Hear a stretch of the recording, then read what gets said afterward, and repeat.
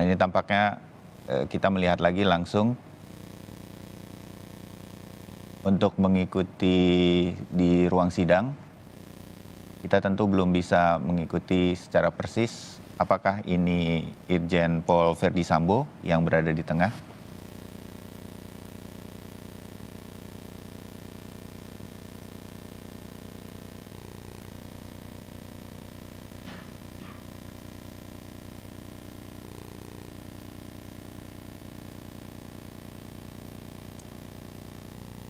Selain Verdi Sambo yang akan hadir di sidang kode etik, juga akan hadir 5 orang saksi yang terkait dari pemeriksaan untuk pelanggaran kode etik, siapa saja yang nanti terlibat, dan dari kesaksian tersebutlah akan ditentukan kemudian status dari keanggotaan di Kepolisian Republik Indonesia untuk Verdi Sambo. Tentu beredar dugaan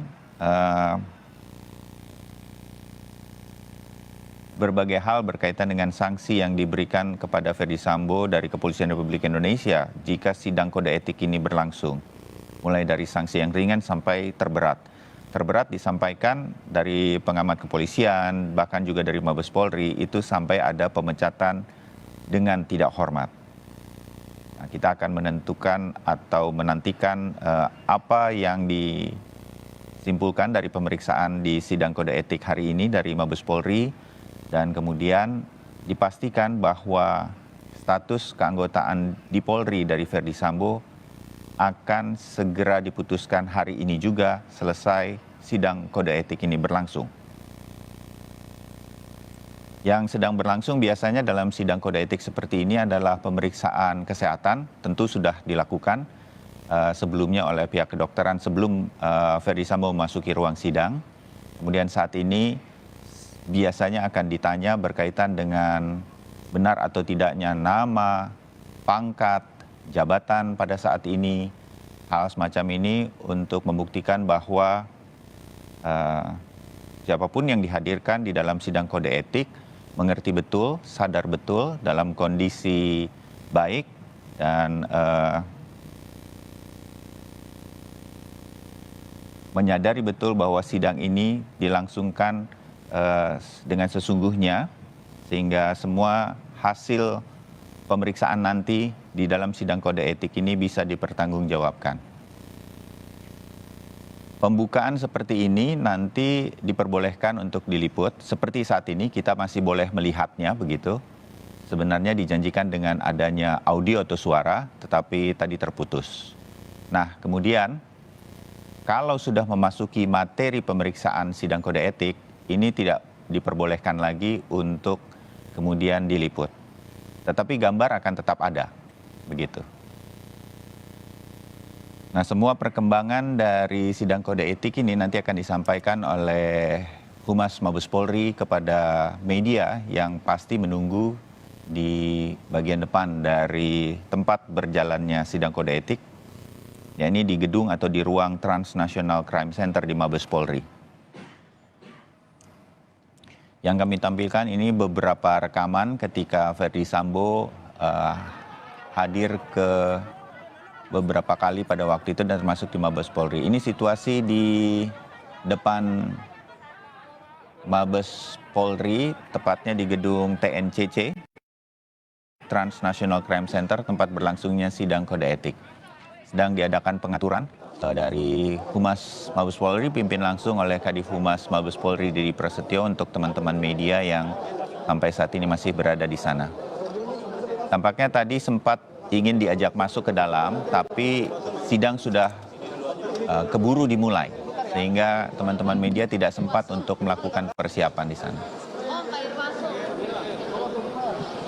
Dan saya juga memperoleh informasi bahwa gambar dari dalam ruang sidang sekarang sudah terputus. Nah, selengkapnya mengenai apa yang sekarang boleh atau tidak boleh dan bagaimana nanti perkembangan dari sidang akan dilangsungkan begitu, saya mencoba untuk menghubungi jurnalis Kompas TV.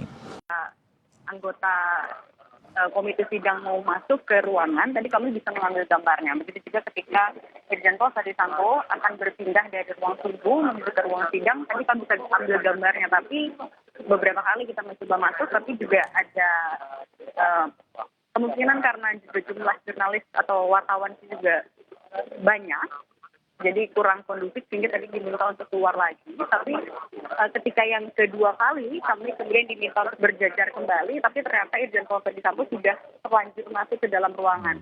Kalau untuk melakukan peliputan langsung memang hingga saat ini saya masih belum boleh melakukan itu. Arahannya masih hanya dari streaming yang disiapkan, tapi memang kami pun tidak bisa mendengar suaranya dari sini. Ini yang sedang kami koordinasikan karena tentu meskipun hanya bisa mendengar pembukaan saja, ini juga akan menjadi informasi yang cukup penting bagi kami untuk melihat ataupun juga apa yang sekiranya nanti akan didalami dan disampaikan oleh Irjen Pol Ferdisambo. Karena juga selain ada anggota komite sidang, kemudian juga ada saksi, ada juga sekretaris nantinya di situ akan membantu proses perjalanan sidang. Kemudian juga akan ada rohaniawan yang melakukan pengambilan sumpah. Itu yang nanti juga sebenarnya kami tunggu sama-sama ingin kami dengarkan, tapi ada kendala teknis tampaknya, Bayu. Cindy, tampaknya begitu ya. Kita kan sempat dijanjikan menurut informasi, terutama Cindy yang berada di sana, bahwa kita akan mendapatkan visual atau gambar dari sidang kode etik, tetapi tidak ada suaranya begitu. Nah, sekarang juga hilang ini gambarnya. Yang kami tampilkan sekarang, pemirsa Kompas TV, adalah kami mengulang pada saat anggota sidang kode etik Polri hadir, dipimpin oleh Kabak Intel Mabes Polri, dan tidak lama kemudian Ferdisambo hadir juga di ruangan untuk kemudian dicek namanya, pangkatnya pada saat ini di kepolisian. Nah, hal semacam ini memang yang dijanjikan boleh diambil atau dilihat oleh media. Sayang tidak ada suaranya tadi, dan kemudian setelah itu sidang dilakukan tertutup. Nah, kira-kira begitu. Kalau anggota dari luar Mabes Polri seperti Kompolnas tadi, Cindy sudah hadir ya? Anda sempat melihat juga? Iya, sudah hadir. Tadi kami sebenarnya sempat janjian dengan komisioner dari Kompolnas sekitar jam 8 atau 1 jam sebelum sidang itu dimulai. Dijadwalkan akan hadir adalah Puji Hartanto dan Yusuf Warsyam. Tadi kami sudah janjian sebenarnya, tapi tidak terlihat di akses tempat teman-teman jurnalis ini standby. Karena memang ada beberapa akses masuk. Kemungkinan besar Kompolnas ini atau komisioner Kompolnas ini masuk dari akses lain. Tapi yang tadi dipastikan adalah Kompolnas ini pasti akan hadir untuk melihat juga langsung jalannya sidang sebagai bentuk pengawasan. Bayu. Baik, Cindy. Apa yang kemudian sekarang diminta oleh, tadi dipimpin langsung oleh Kadif Humas begitu, teman-teman media ini akan menunggu di depan gedung TNCC ini di Mabes Polri, dan nanti akan ada perkembangan-perkembangan yang akan disampaikan atau seperti apa? Sekarang bagaimana media bisa tetap mengikuti jalannya sidang sampai nanti selesai dengan pengumuman dari status keanggotaan kepolisian dari Ferdisambo. Cindy, apa yang kemudian teman-teman wartawan bisa lakukan sekarang? Ya, Bayu, ini tampaknya untuk di layar juga Anda mungkin bisa melihat sudah muncul kembali gambar suasana di ruang sidang. Ya, tapi memang untuk suara kami masih belum mendengar. Nanti ini masih dalam proses perbaikan juga. Karena tentu ini juga menjadi penting sekali lagi, tidak hanya sebagai bekal bagi kami teman-teman wartawan, tapi ini juga terkait dengan transparansi dari perjalanan sidang kode etik ini kepada publik. Ini yang akan tetap kami minta kepada Humas untuk diperbaiki, kami bisa mendengar sama-sama.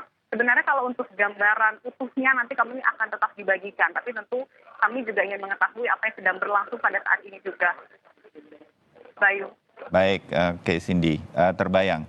Atau saya malah menduga mungkin gambar tetap akan ditayangkan, tetapi tidak ada audionya karena sudah menyangkut materi dalam sidang kode etik. Kita tunggu saja nanti apa yang kemudian bisa diberikan sebagai bentuk transparansi kepada media juga. Tapi kita nantikan saja nanti.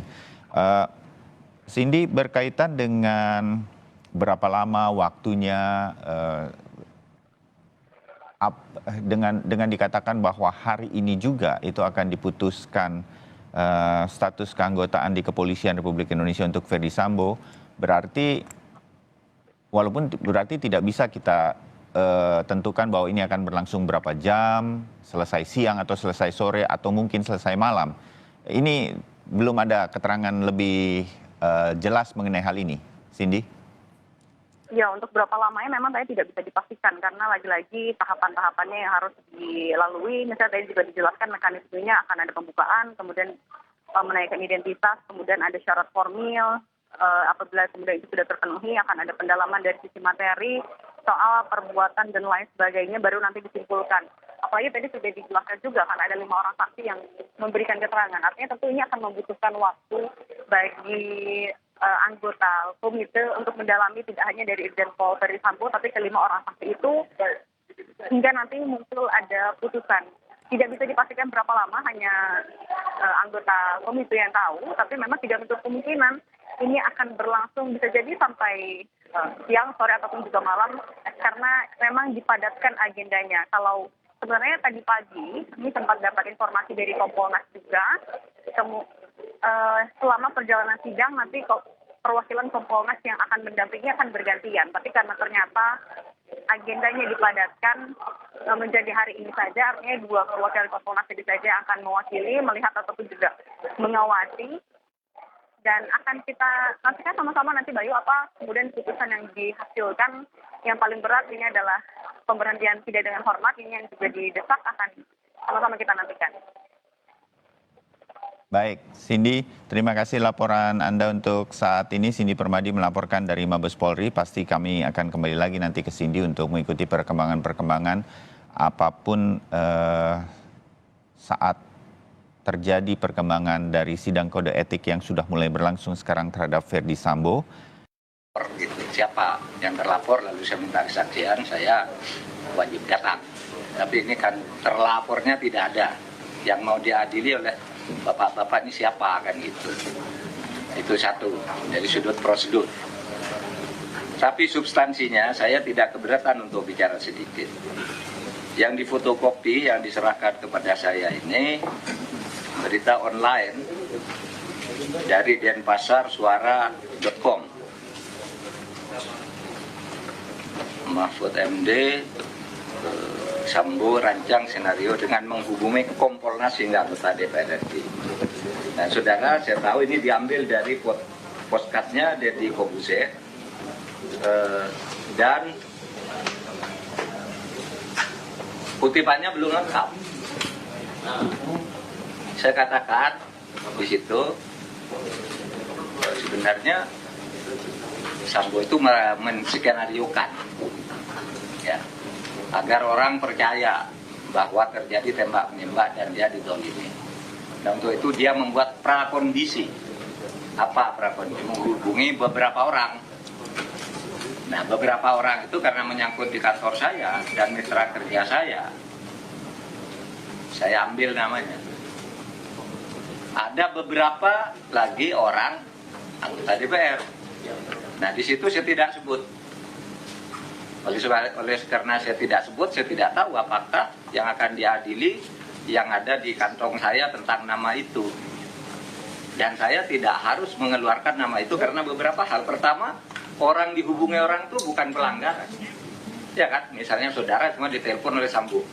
Kan tidak pelanggaran, kenapa harus diadili? Gitu. Yang kedua, dan masalahnya sudah selesai dan benar. Gitu. Nah, yang sudah saya hubungi dari sampel itu, ya sudah saya sebut di media, di DPR dan sebagainya. Tapi yang anggota DPR tidak saya sebut, saya punya nama tetapi tidak saya sebut. Karena apa? Karena saya ketika menghubungi yang bersangkutan, teleponnya tidak diangkat. Sehingga kalau saya sebut tidak etis. Sama dengan kalau saya katakan di pasar itu ada orang diberi racun gitu. Kan saya tidak harus nyebut siapa yang diberi racun. Gitu. Atau ada orang berciuman gitu. Kan saya tidak harus nyebut juga. tanpa izin yang bersangkutan. Oleh sebab itu, dengan segala hormat dan saya menghormati hubungan kelembagaan berdasar undang-undang, saya menyatakan keterangan saya tentang kasus ini sudah selesai. Saya tidak akan menerangkan lagi siapa namanya karena saya sendiri tidak mengkonfirmasi, tetapi yang saya pastikan dan saya buktikan bahwa Sambo dengan seluruh jaringannya itu memang membuat gerakan agar orang percaya, dan yang dihubungi itu satu Kompolnas, dua Komnas HAM, yang ketiga beberapa pemimpin redaksi yang saya sudah hubungi dan benar. Nah, yang di luar ini saya telepon enggak, jadi saya katakan silakan, tidak ada tindak pidananya di sini. Kalau saya katakan itu ada anggota DPR kan sama saya dengan di tengah pasar Plaza Maling, itu kan tidak bisa orang dianggap melakukan pidana kalau tidak menyebut siapa malingnya. Apalagi kalau cuma ditelepon itu bukan tindak pidana, dihubungi itu kan bukan tindak pidana, cuma mungkin orangnya tidak enak. Itu aja Pak dari saya. Makasih. Assalamualaikum warahmatullahi wabarakatuh. Jadi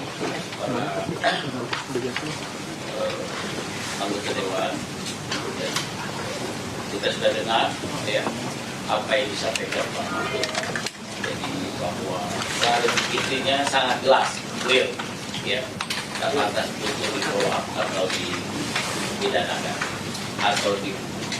Oleh karena itu silakan kalau ada pertanyaan silakan. Mohon izin sedikit Pak Mahfud, rekan-rekan pimpinan MKD dan anggota, saya sedikit mendalami saja Pak Mahfud soal prakondisi yang dimaksud.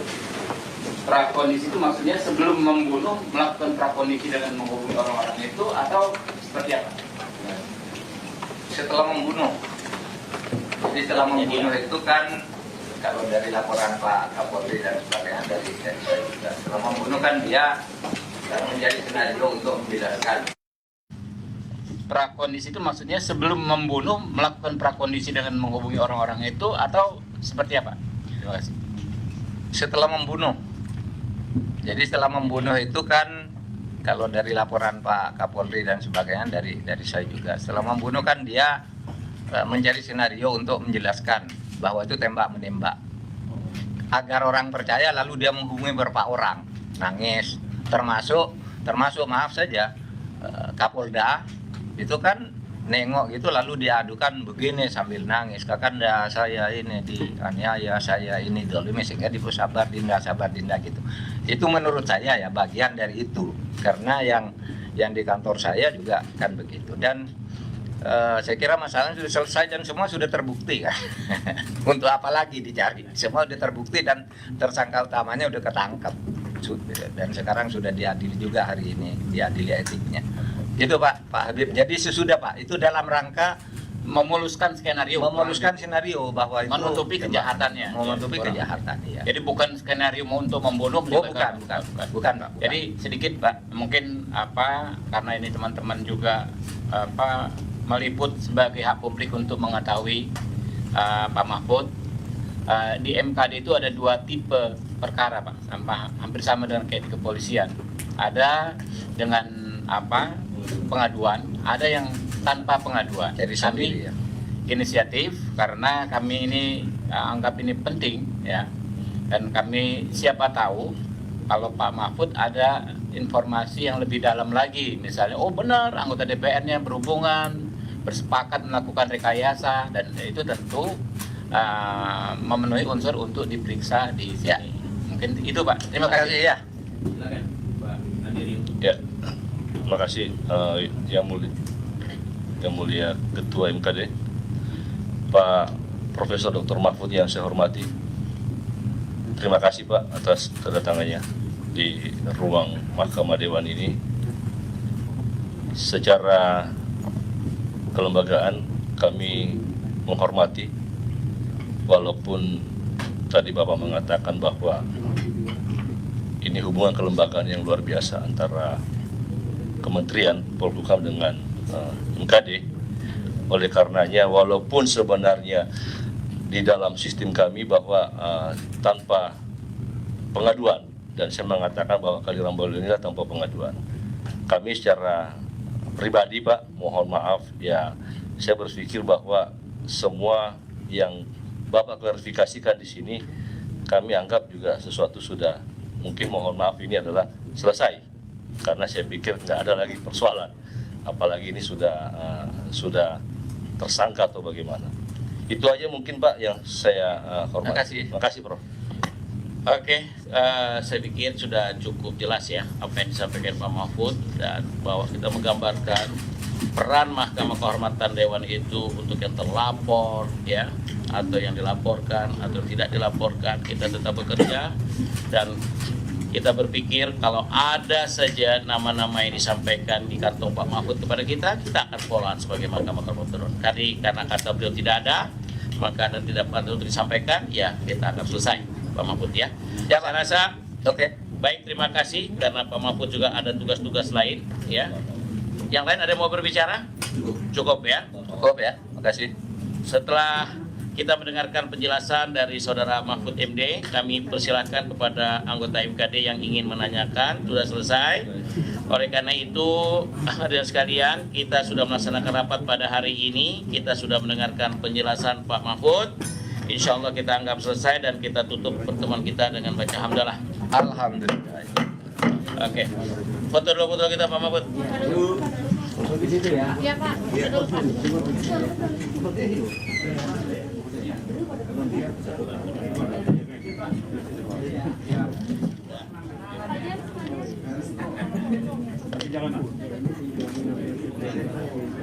Jangan situ ya.